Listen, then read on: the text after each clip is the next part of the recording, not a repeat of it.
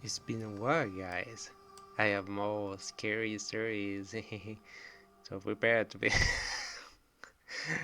I can't. Okay, I'll stop.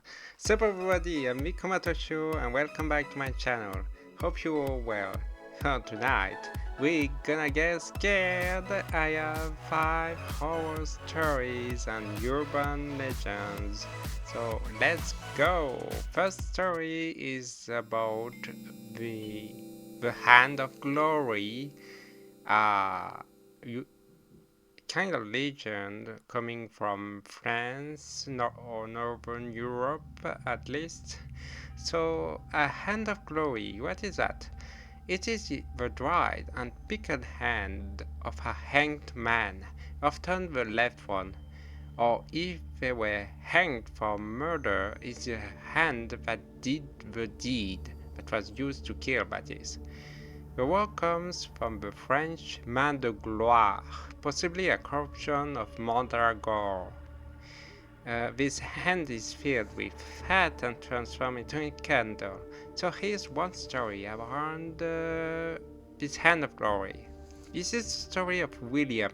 So William lived in an old house made of stone. He purchased it along with all its original furniture, and in one casket, deep in a closet, there was a hand, a human hand, blackened and shriveled.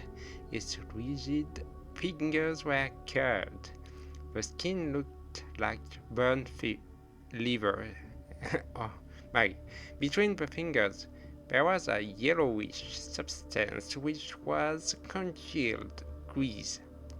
The casket had an inscription half erased saying "Hand of Glory."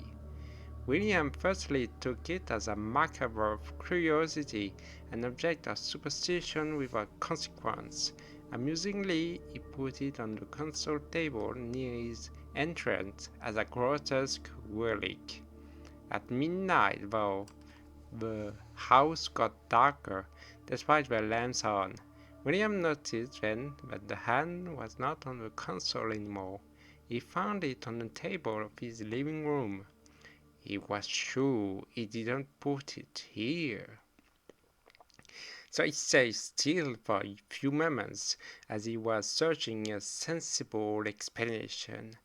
Perhaps he moved it without thinking. Was it due to weariness? He took it anyway. It was cold and even heavier, and he put it on the console again. In this night he dreamed about a door opening slowly in the house, but he didn't see who or what was behind it.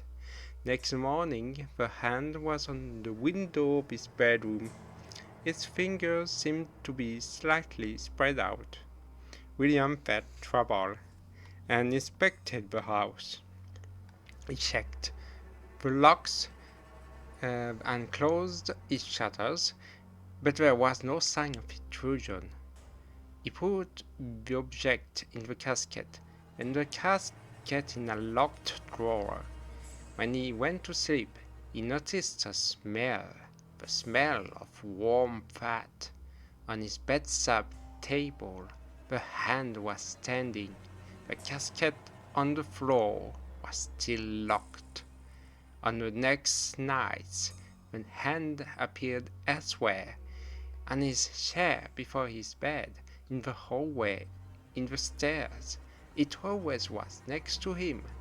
He tried to get rid of it. He threw it away in the garden, but it reappeared on the table in his kitchen. He buried it underground, but it was found on the floor in his house. Even her house seemed to change. Silence became heavier, shadows thickened, and some nights William thought he heard a slow friction against wood, and sometimes 5 little hits on the wall. One night, unable to sleep, he went downstairs.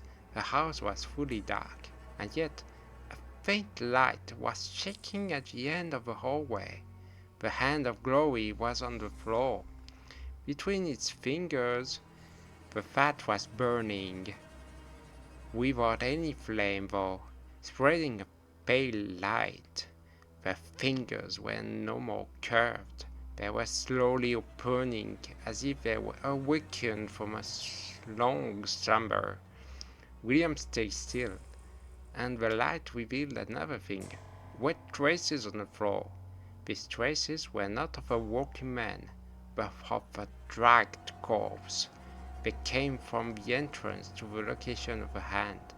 The light suddenly faded, and behind William, in total darkness, something was breathing loudly. William was gone. Nobody found him.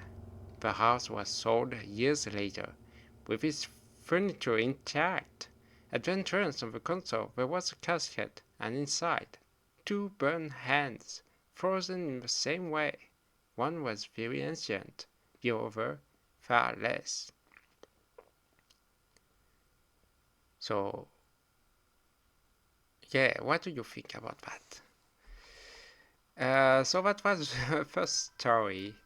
Kind of spooky. Moving hand, hand moving on its own. I mean, woo, wow. Okay, second story is about the White Lady.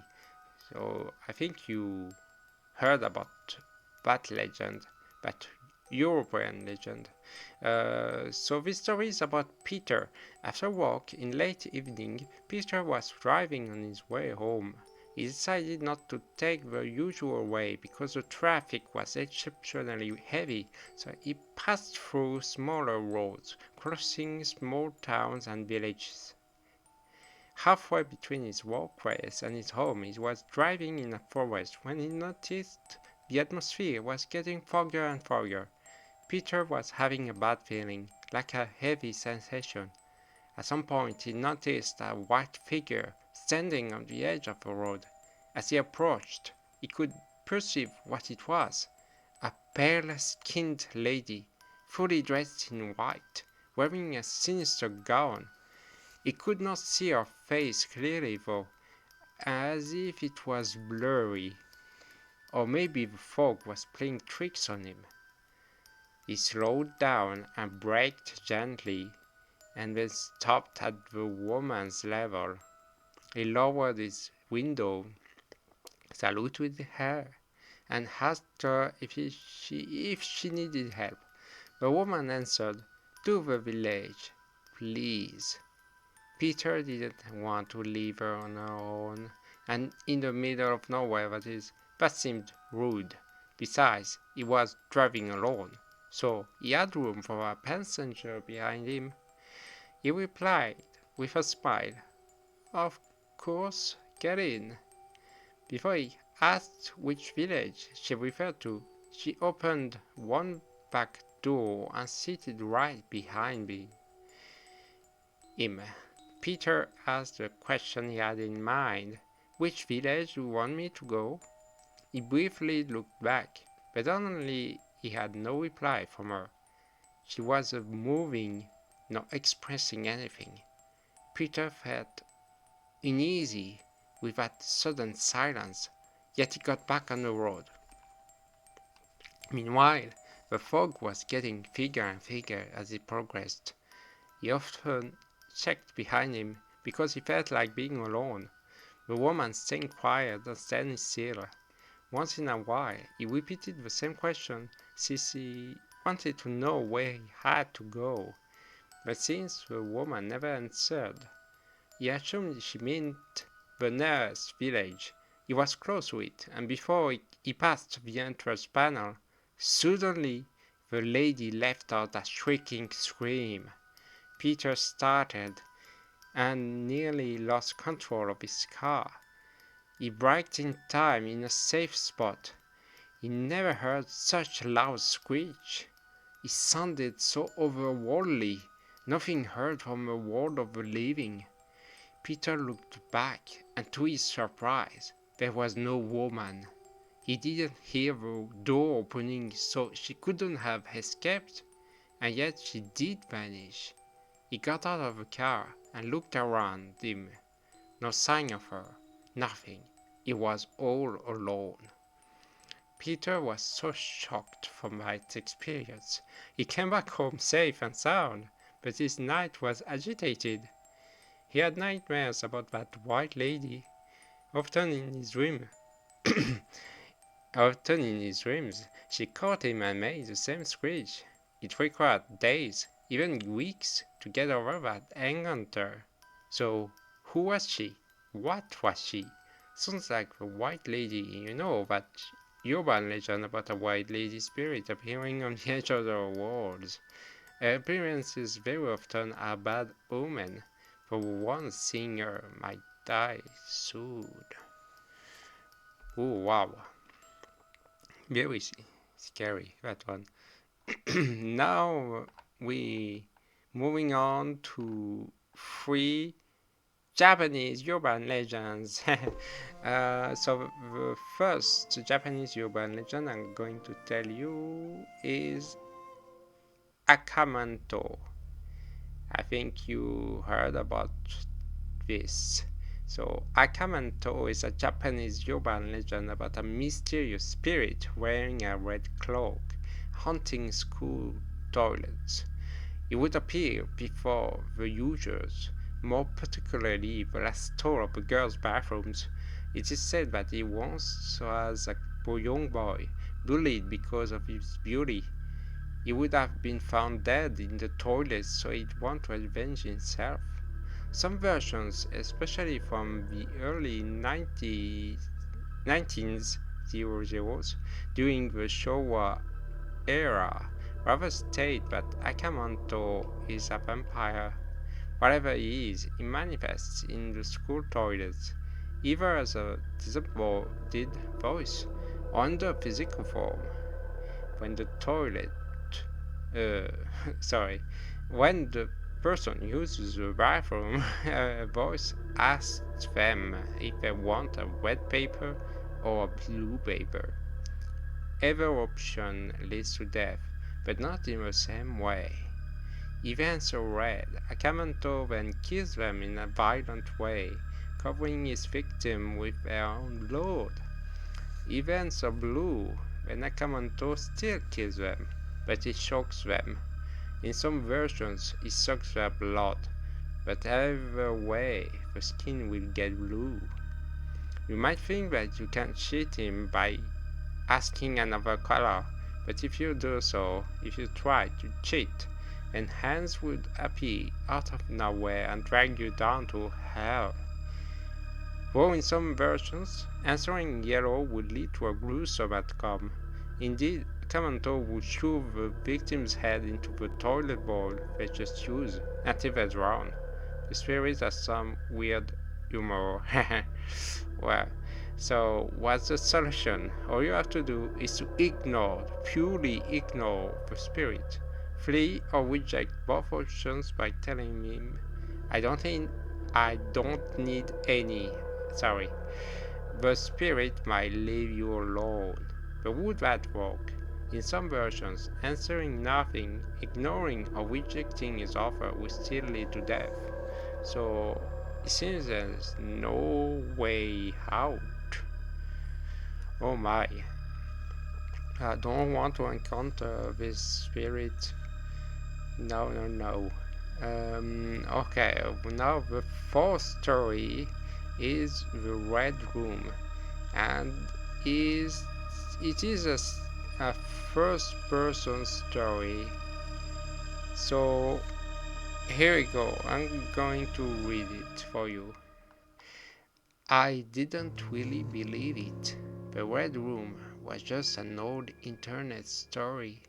Something people talked about on forums in the early 2000s, with pop-ups you couldn't close and people found dead in their homes. In short, a creepypasta before there were a thing.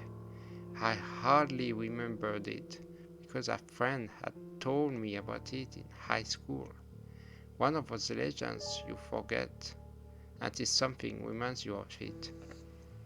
It was late, almost midnight. I was scrolling through pages without really looking at video, an article, another tab.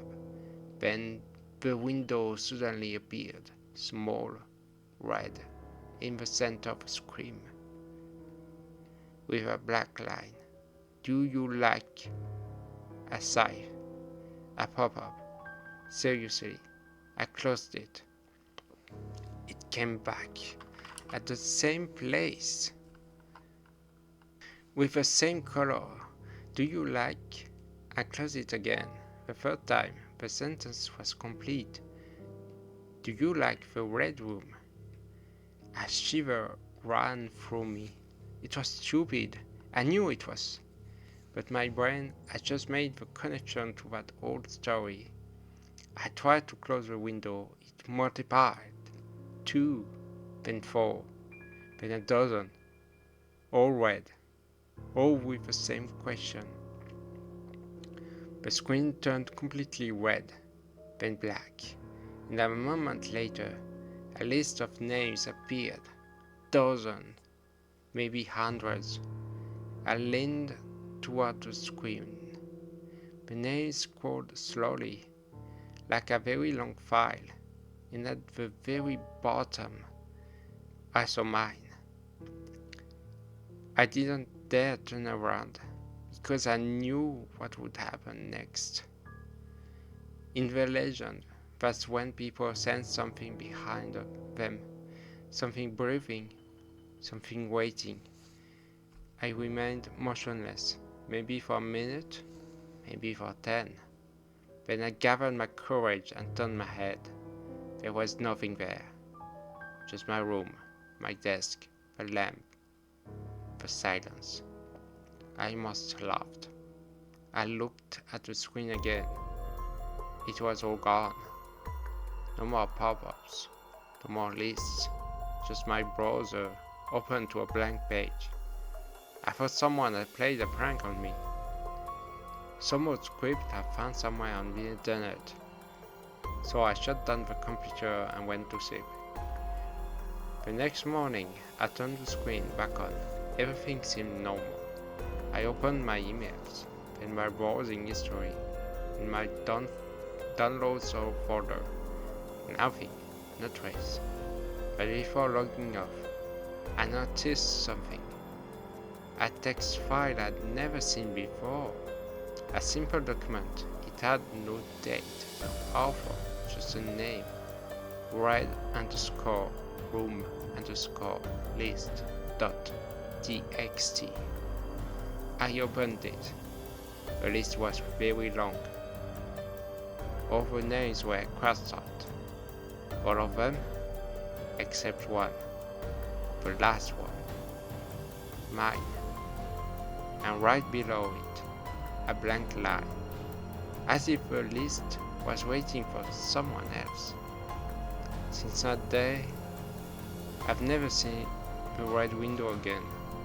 But sometimes, late at night, when my screen lights up by itself, I wonder if someone, somewhere, has just seen a red pop-up appear, and if my name has finally been crossed off the list.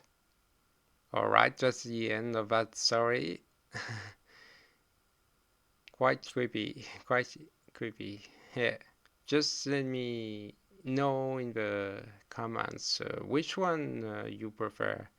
And we're gonna pass through the fifth and last story already. It's about Gozu. So Gozu means cowhead. This Japanese urban legend also is known as ox head. Little is known about the real story, but it's said that it's so horrifying that people read or hear it are killed from it out of extreme fear. Even fragments of the story that are read individually still inflict great pain and suffering. One story tells that a group of students were traveling in a bus. They were bored, so they wanted the teacher to tell them a story. And so he began to tell the supposedly real story of Gozu.